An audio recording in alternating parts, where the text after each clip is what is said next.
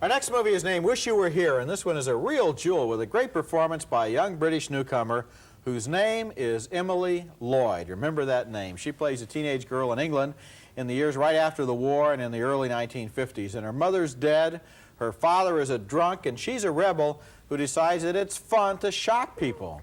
One thing she knows, there's no future in being a beauty operator. Look what you've done to my hair. Oh, I don't know.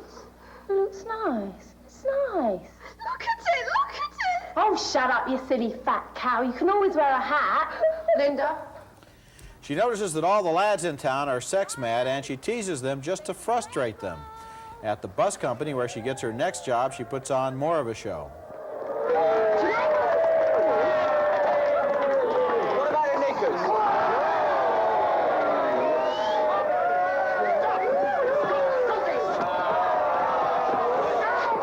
You're fired.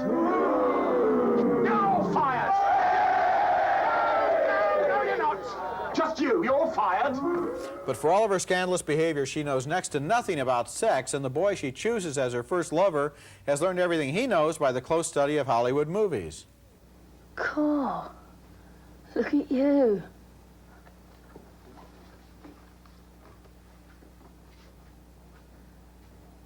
Do you fancy me?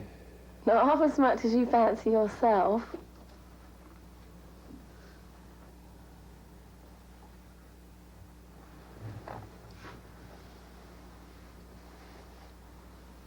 What kind of cigarette is that? Du Maurier. Really? They're the best.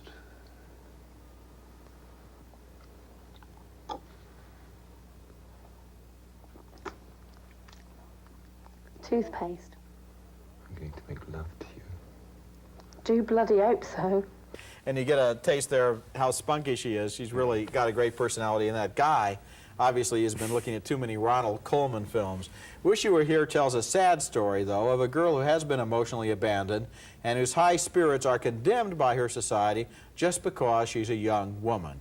This could have been a really depressing story, but it's not, and the reason it isn't is Emily Lloyd. She gives one of the great debut performances of recent years, and what she does is rescue the depressing story with the force of her own unsinkable personality. She's always fascinating to watch in this movie, and no matter what happens to her, and a lot of unhappy things do happen to her, we somehow know that she's a survivor, and this is a terrific movie. It's a terrific movie and a terrific performance, and there's a great tradition, actually, in the movies of young women being rebels and paying for it, and young women mirroring society and its flaws back to society. And this film is in that great tradition. I'm thinking of pictures like A Nose Amour, Pretty Baby, like Louis Malle. Usually a lot of French films do it. It's great to see it done now in England.